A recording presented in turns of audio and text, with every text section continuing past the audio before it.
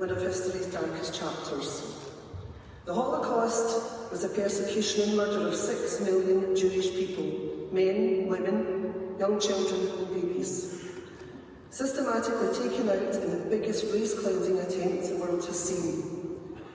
And while there have been other atrocities since in modern history with higher death tolls, the Holocaust was the most systematically organised and state-sponsored attempt at wiping out a specific population. These people killed were not faceless numbers, no matter how much Hitler wanted that to be the case. They were sons and daughters, neighbours, friends, nurses, doctors, artists, thinkers, inventors and scientists. And they were murdered by sons, daughters, neighbours, friends, nurses, doctors, artists, thinkers, inventors and scientists. Let that sink in for just a moment. One of the most powerful and painful lessons of the Holocaust is that it did not begin with gas chambers. It began with prejudice, discrimination, and the erosion of human rights by ordinary people, spurred on by their political leaders. The Holocaust was enabled by ordinary people who accepted discrimination, ignored injustice, and allowed hatred to become normal. But in the midst of all of that horror, there were people who reminded us that there is another way. And today, I want to tell you about a Scottish woman whose story, the events of the Holocaust, bring sharply into focus. Jane Haining was born on the 6th of June 1897, the daughter of a farming family in Dunscore, Dumfriesshire. After working in Paisley for 10 years as a secretary with J.P. Coats, she felt called to serve others and became a missionary with the Church of Scotland. She became the matron in 1932 of the Scottish Mission School in Budapest, Hungary, where she cared for around 400 girls, both Jewish and Christian, providing them with education, safety and, more importantly, dignity. And when World War II broke out and missionaries were advised to return home, she refused to leave. And she said, if these children need me in days of sunshine, how much more do they need me in days of darkness? And that's a powerful testament to Jane Haining. It's a testament to her compassion and commitment, and a statement that's been repeated many times over in a bid to teach the lesson of love and courage that endured during those years. And as the Nazi grip tightened across Europe, Jane continued to shield and protect her girls. Despite being offered opportunities to go home, she chose to remain with the children that she had vowed to protect. She was then betrayed, though. She was betrayed after confronting someone who stole food meant for her pupils. She was arrested by the Gestapo and sent to Auschwitz-Birkenau, and she was given prisoner number 79467, and she died in the camp later that year at the very young age of 42. Now, over the years there have been various accounts of what actually happened to Jane, especially what happened to her at the end. Even a denial that she'd ever been in the death camp at all. But years of digging by her family, supported by organisations and people such as the Unison organisation, it confirmed that she had indeed been murdered by the Nazis. And in recognition of her selfless courage, Jane was posthumously honoured with the Righteous Among the Nations Award in Jerusalem, and she's the only Scot to be given this distinction. The title Righteous Among the Nations is reserved for non-Jewish people who risked their lives to save Jews during the Holocaust. Her name is inscribed in the Garden of the Righteous, a place of profound significance in Holocaust remembrance. She was also awarded the British Hero of the Holocaust medal by the UK government, recognising her sacrifice and bravery, and there are other monuments and remembrance materials to her in Dumfries and Galloway, Glasgow and Edinburgh. Remembering the victims, honouring the courageous like Jane, that is our responsibility. not as a burden, but as a commitment to a future where never again means something real. The Holocaust is not just a history lesson, it's a warning, it's a call to vigilance, it's a reminder that in our own time, anti-Semitism, racism, xenophobia and discrimination still exist. Now, it's been the honour of my life to work with Unison on this film and on the whole project, which we really hope is going to be a fitting and lasting memorial to Jane Haining. It was a golden opportunity to create something with educational value that Renfrewshire children could relate to, because here we have a real person's story to hear, who had worked in the community that they now live in, who walked the streets they now walk in, and who quite possibly knew some of their past family members or worked alongside them. And that's what makes this story really interesting. That's what makes a person retain information. And so that thought spurred all of us on to create Renfrewshire's own Holocaust story about Jane, to give our young people a reason for remembering. Young people have a unique role in shaping how society responds to hatred and intolerance. Unison continues to educate and honour through their Living Witness programme. They organise an annual trip to Auschwitz for their members with an official Living Witness guide, and they pledge to keep alive the memory of those murdered and to tell the story of subsequent generations. I commend Unison for creating something that is unique and lasting, and that will ultimately educate and alert our children to the dangers of fascism and totalitarian right-wing ideology, the things that Jane rejected with courage. And looking at the world right now, I feel that needs to be done sooner rather than later. I'd like to leave you all and thank you for your attendance today. We have a lot to get through today, so I'm now going to just introduce Mark Ferguson from Unison. And can I start by thanking Professor Lynn Cameron for the civic welcome to the event today, and she's been a huge supporter of this programme, but also of many of the Unison activities that we have here in Renfrewshire. And I'm going to tell you a bit about Unison in a wider UK sense and international sense. On behalf of Unison, can I welcome you here to Renfrewshire, to our town of Paisley, to commemorate the sacrifice and sacrifice of Jane Haining. I'd like to pay tribute to Jane's family, some of whom have joined us here today, for their support, their assistance in allowing us to share in Jane's story. Jane worked here in Paisley at Jane Coats Paisley in Ferguson, the family who built this memorial church. The Threadmills of Paisley were ahead of their time as employers, providing on-site education, medical support and promoting community-based social networking. Although the work was hard and predominantly carried out by women, the rates of pay were above other male comparators in other occupations. Something I wish we could say today. Jane worked, Jane was an organ, in fact she was very senior in Coats itself, and she was very much respected amongst her colleagues and her manager, who paid tribute to her, and that features in a recent book that I'm going to go on to in a minute. Unison is the public services union representing 80% of our members being women, and that is something that we are hugely proud of. We are one of the biggest women's organisations in Europe. Our members don't just serve their communities, they also live and share in the services provided. It is important that we raise awareness of Jane's sacrifice, as it highlights that good should always outdo evil. We must learn from the atrocities committed during the Holocaust, remembering that famous quote, "It happened, therefore it can happen again." Today we continue to see wars born out of greed, discrimination, hatred and acts of genocide. The recent rise of the far right once again requires us all to raise awareness of what happened and to stop it happening again.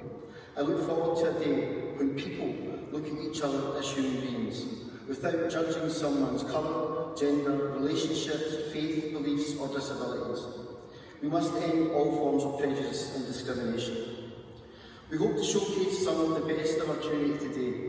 And just a wee word of warning for you all, me and the Provost are very proud buddies, so positive feedback will be welcome, only thanks.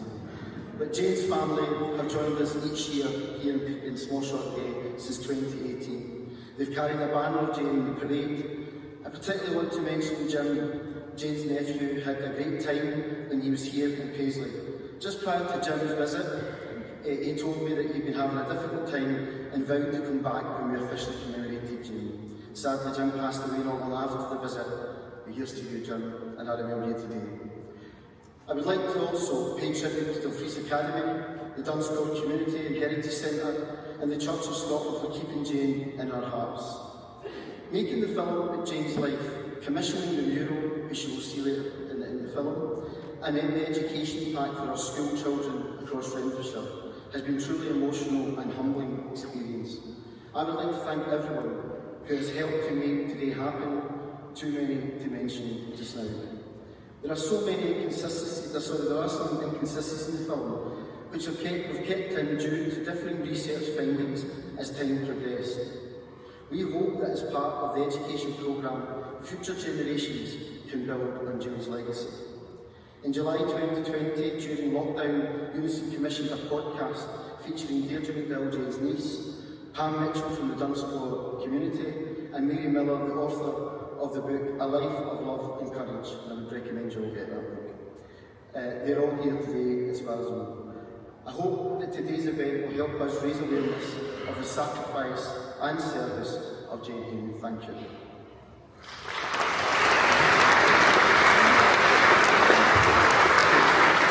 And a very warm welcome. We've got a packed programme this afternoon. We're going to start with the film, Jane, A Mission of Love. We're going to show this in 3 parts throughout this afternoon. I'm going to start at the beginning with part 1. She wasn't relatable. She was Scottish, she was an ordinary person. She wasn't wealthy or powerful. She was an ordinary person who loved children. Jane is Scotland's Schindler. She's someone who sacrificed her own life for the children in her care during, one of the darkest periods in the world when, evil was prevailing. She was just an ordinary person. She was dedicated to those girls in her care, and she decided, and I don't think it wasn't political. She just wanted to look after them and protect them, and she did. As a benchmark av en mycket ett misstag was återkommer. So we can all make a difference where we live if we treat everyone around us, as we would like to be treated. And Jane showed that.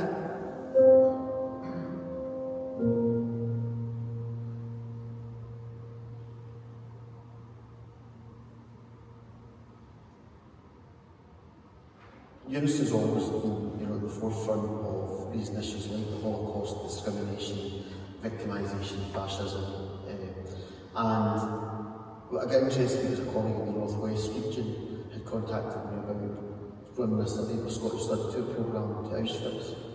And after following that visit to Auschwitz, the first time in 2016, we were contacted by the BBC, who made us aware of a story about Jane Haining, a woman who was born in Dunscore, but had worked here in Paisley for J.P. Coats for almost 10 years. I think having the story of Jane Haining, we use that study tour programme, I think it helps focus people's attentions to how ordinary people just doing ordinary things can be caught up in these atrocities. So I think it's very important, and we embed it in everything that we do in the study tour. We teach about Jane's story before we go. We're delegates, and then when we're there we have a memorial service to Jane Haining, and the guides in Auschwitz, Birkenhead camp also talk about Jane while we're there and what they know about her time in the camp as well. So on the second day of the visit to the camps, in the Birkenhead camp, we hold a memorial service every year to Jane Haining. We hold that in the women's camp B at Block 9, where she was held during her time in Birkenhead. We have a memorial service that involves all the delegates. We have opening statement of Jane's life and sacrifice. We also have someone reading the psalm, her favourite psalm, and we also read the poem that was written about Jane. And people are invited to come up and speak. We have a wreath laying ceremony, and everybody individually has a rose to commemorate Jane. and we have a moment's silence. I think that's important because somewhere in Birkenau, Jane's remains and ashes are scattered there. So I think it's very fitting. It's a very fitting tribute to her, to the story, and I think it also allows our delegates to experience a bit more about and feel more about being there in that place and knowing about an individual who was there. I think that the scale of it is so vast. I don't think any human being could capture that or really envisage what that was like. I think focusing on one person has helped our delegates to experience a bit more, they feel a bit more connected. And Jane coming from Scotland, only Scots were known to have perished at the camp. I think it's important because, you know, Scotland's not a country, and I think that people feel an association with it, and then they can experience it a bit, you know, in terms of, or they can at least, you know, see it in a greater perspective than they otherwise would have. I think Jane's story is important for people to learn about the Holocaust because atrocities are still happening every single day, and I think it takes people back to a time, you know, within a lifetime that this happened. And I think Jane's story is about service and sacrifice. Someone, an ordinary person who, about her ordinary day work, caring for the children. And Jane's selflessness, you know, she was ordered back by the Church of Scotland and she refused to come because the girls that she was under in her care, she felt so strongly a connection to them and she stayed with them. Now I don't think Jane could have foreseen ended up in Auschwitz or Birkenau. She probably never even heard of that place. I think it's important that people remember the Holocaust and continue to oppose all forms of discrimination and fascism and even genocide. We must stop these things happening, and war is political, you know, and Jane's an ordinary person caught in that. The Provost is technically the civic head of Renfrewshire Council. The Provost's role is to engage with the community in the main, also to represent the Council and the community at significant community events throughout the year. The Remembrance Sunday is particularly poignant. It's important because we lost a lot of people during the wars, World War I, World War II. So we still have a lot of representation from family members on that day, and it's very, very important that their council recognises the part that their loved ones played in defending the country.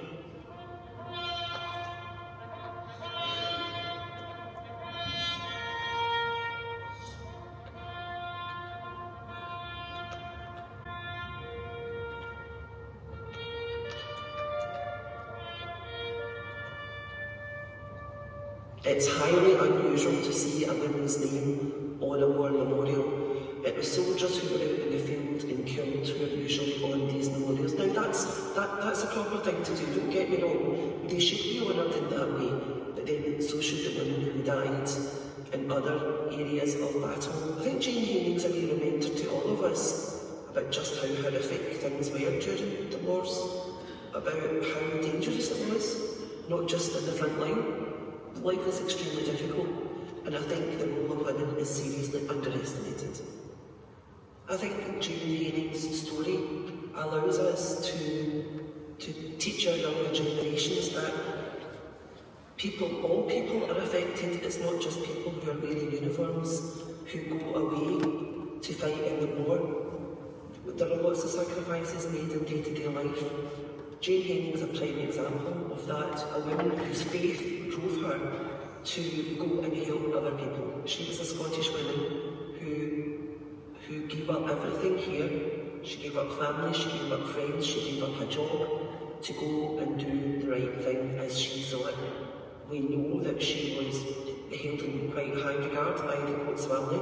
She was a very treasured employee, so much so that when she went away, she was told that on her return her job would be there for her. I think that tells us everything that we need to know about the type of person and employee that Jane was. Working for Coats wasn't just about a job, it was about a social life, it was about, you know, they went on bus runs, they had clubs running. So the chances are that Jane probably met lots and lots of friends here and hung out with them, although she didn't actually live in Paisley. She would have spent a lot of time in Paisley just because of the nature of working for the Coats family. I think lots of people don't like to talk about the Holocaust, even yet. People don't like to address the atrocities that took place during the Holocaust. But I think now, this point in time in the world, is a perfect time to be talking about all of that. About not making the mistakes that we made then. Jane's story is so important for us. We need to use this to educate the young people.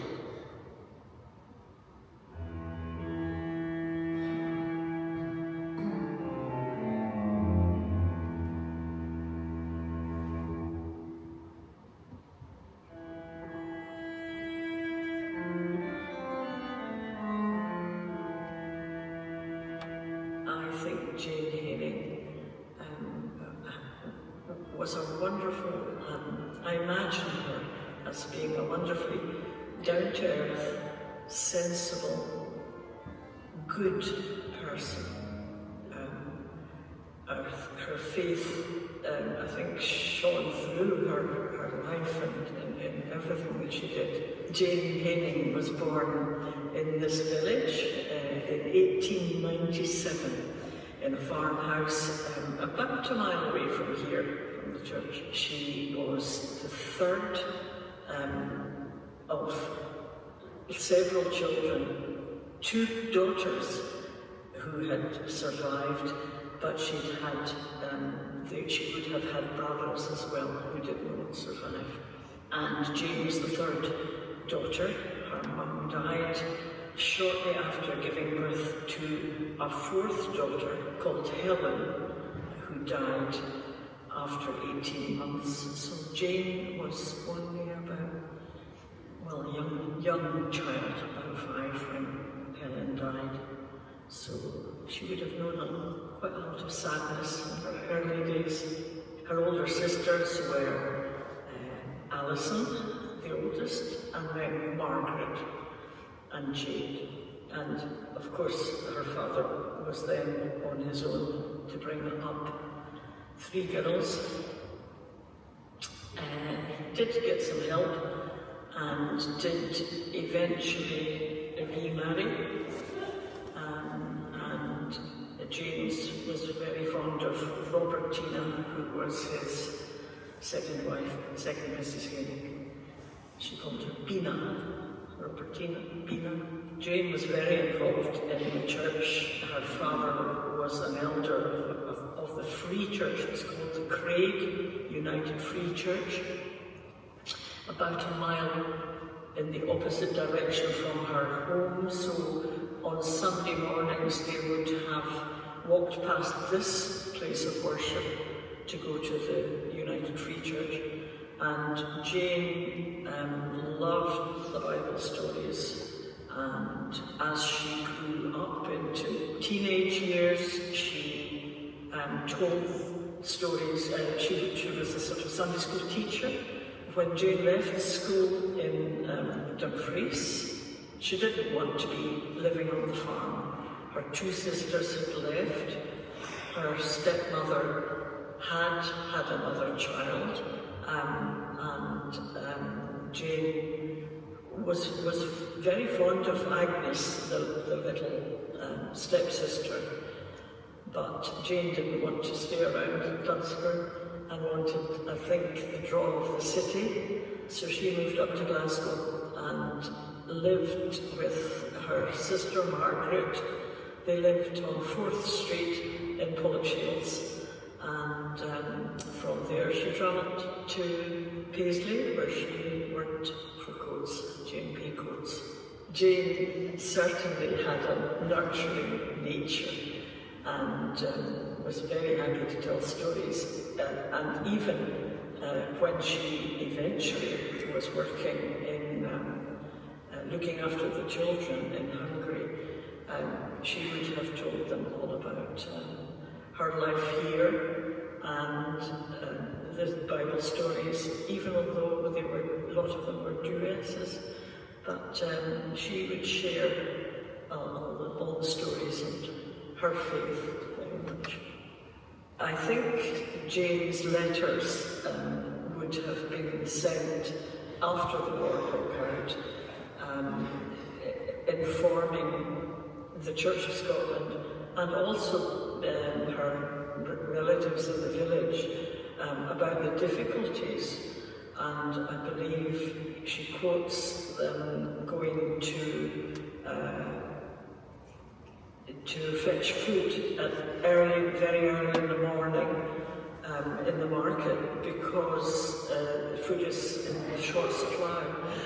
And apparently she also is reputed to have made repairs on the leather shoes and things for the girls out of her own luggage, and so things were obviously becoming very difficult. The arrest of Jane, I think, came about after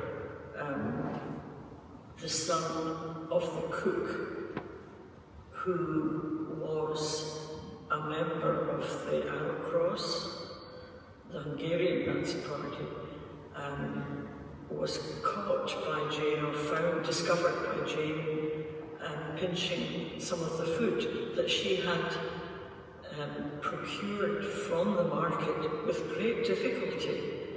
And he was severely reprimanded because she was a strong disciplinarian, and she had great standards, and of course this was very wrong for him to have done. So he was banished from the school. I'm not quite sure what happened to his mother, but that is one of the thoughts of how he would have reported, and the Gestapo would have come to take Jane. The Church of Scotland heard of Jane's death because the Nazis documented everything, and they wrote and informed them. And Jane also wrote from Auschwitz. She wrote a letter back to the school, to her friend Margaret Prem, who was the head teacher and was running the school, and told her not to worry about things, and asked questions like, is your aunt all right, you know, and I hope you've got the flour and things, you know. But these letters would have been censored. Jane's death, I think people don't really understand why she was taken and put to death. She wasn't, she was kind of an innocent there, and I find it quite difficult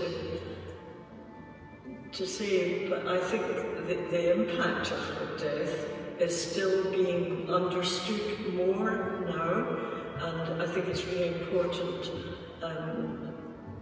that young people, students and children, realise that things like this happened, and they shouldn't have, and they still shouldn't be happening, but they still are. You know, innocent people are suffering, and Jane was an innocent person, but who gave her life. She gave her life for the people that she worked with and for the people that she loved, and she wouldn't leave them. Jane Haining was an ordinary person from a small village with her own story and her own life, and I think it is surprising that she ended up dying in Auschwitz.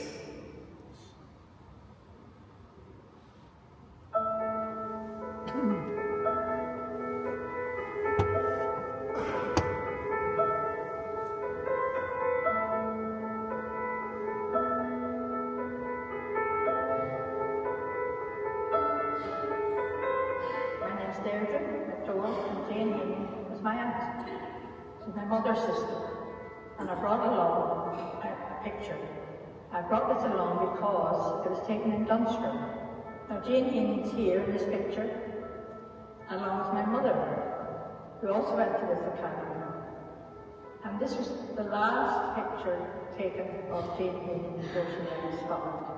She was with her friend, Margaret Penn, the headmistress of the school in Budapest where she worked. So Jane and Margaret were having a holiday and came to Scotland to visit their half-sister, Agnes, who's my mother, and my grandmother.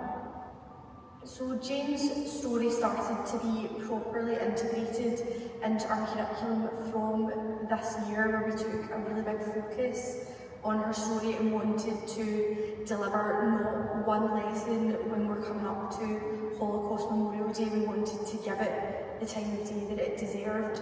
So it was from this year we dedicated 5 to 6 weeks on Jane Haining's story and really covering all aspects of her life before she went to Budapest and what it would have been like when she was there, and then also what ended up happening to her, to really highlight the history and the local community history that we do fortunately have at this school. So it was a really, really great and powerful experience to incorporate it this year, and I think the kids have really, really enjoyed it overall.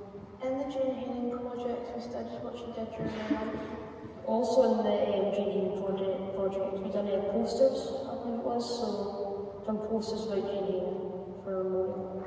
We did these kind of like memorial things where we either got to write a poem or like draw a picture, and it was like, we all did like different things, and it was quite fun to do. I think we all enjoyed it. This is some work that our S2 class did on our Jane Haining project. So their ages about 13 to 14. When we did our lesson, we covered what Jane's crimes were and how obscene these crimes were for somebody to lose their life as a result of them.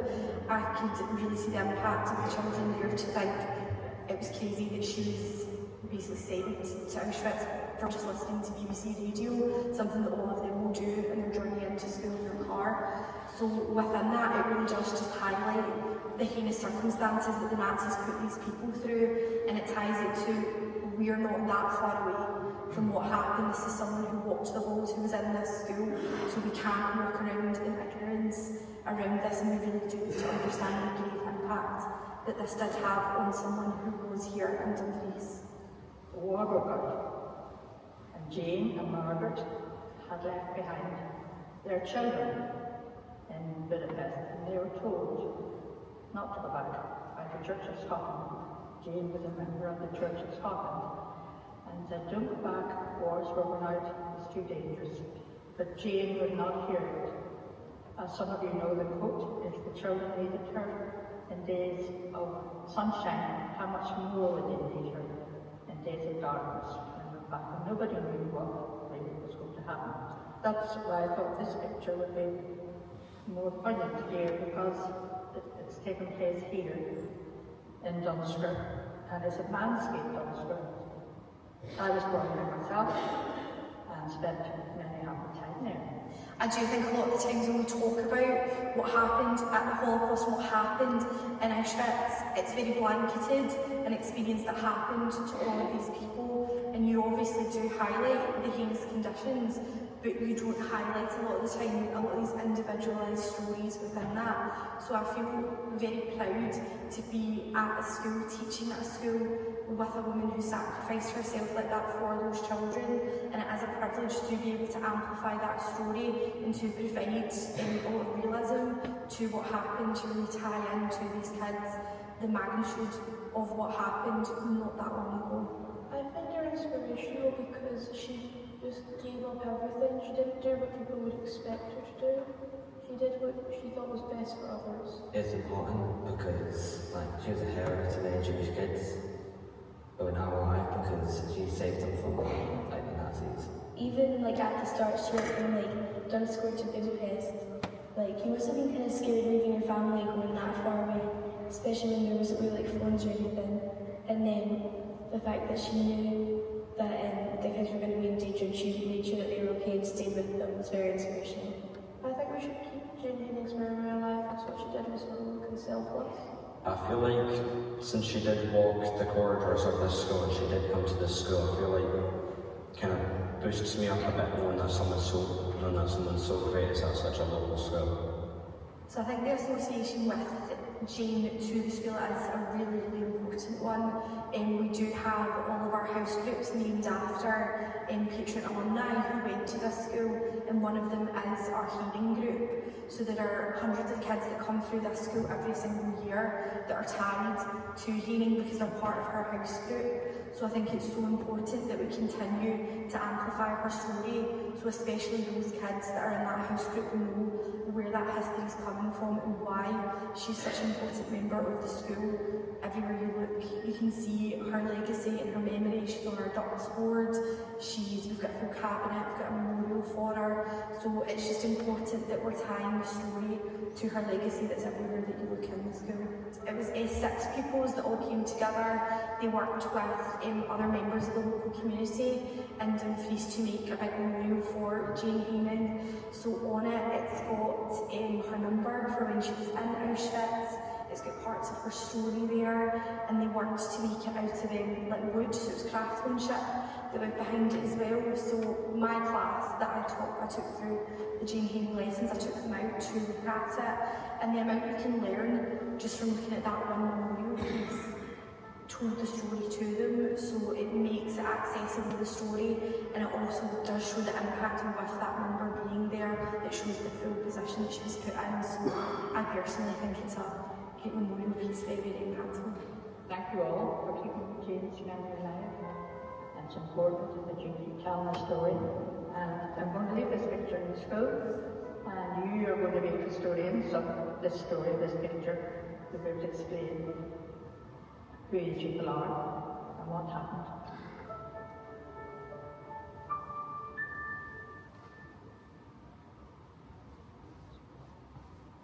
About the Unison study tour, and there's a lot of us here today who have been very fortunate to have been part of that for Unison. I'm delighted to welcome Stephen Hicks from our branch, who's one of the leads in the Unison study tour programme today. Thank you, Brenda. Afternoon, everyone. In 2016, Unison Remshire embarked on a programme of annual study tours. These involved activists across the UK, as well as a now retired General Secretary, Christina McAnee, and Remshire Provost, Lorraine Cameron. Since then, almost 100 delegates have taken part in the Living Witness programme, in conjunction with our Polish guide, Anita, who's here today, and the Auschwitz-Birkenau Museum. Unison has a proud history in opposing discrimination, hatred and fascism, and our work in these study tours highlights the history of Poland, as well as the atrocities of the Holocaust. After meeting Jane Haining's family in 2018 and visiting the Dunscore Heritage Centre, we've incorporated Jane's story into our study tour programme, a story of service and sacrifice that demonstrates that even during the worst times, good still prevails. Family members have also participated in our study tours.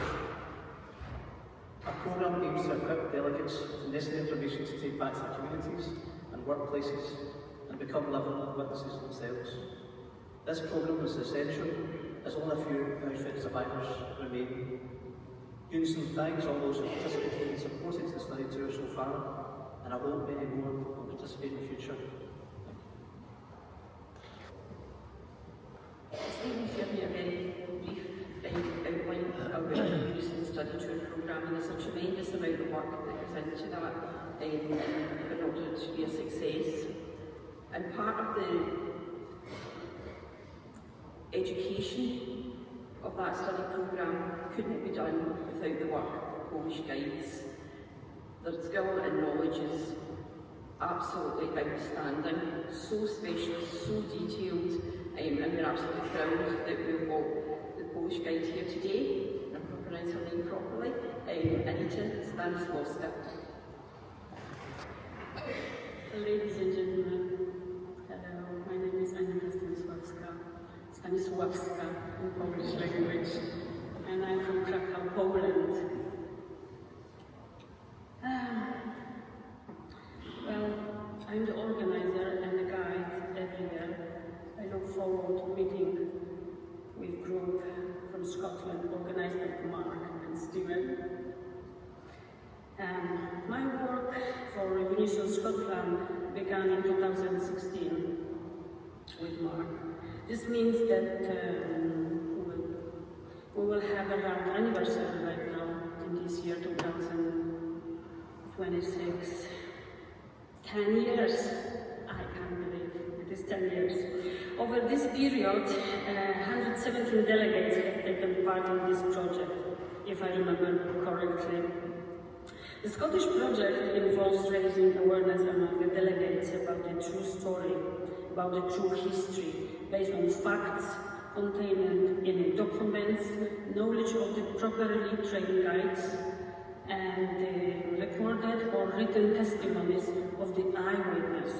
All guides and collaborators hold the appropriate license supported by the state exams, ensuring that the historical truth is not distorted.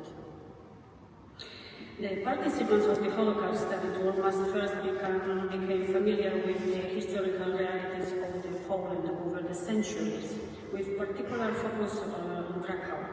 As an introduction, in the main purpose of the trip, 2-day visit to the former German Auschwitz-Birkenau camp.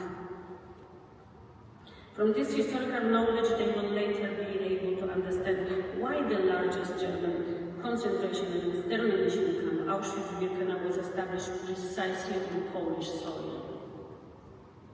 We began by exploring Krakow and its three most important districts, of course: city center of Krakow, Jewish district of Kazimierz, and district of Podgórze, where the Germans established Jewish ghetto and a famous Oskar Schindler factory.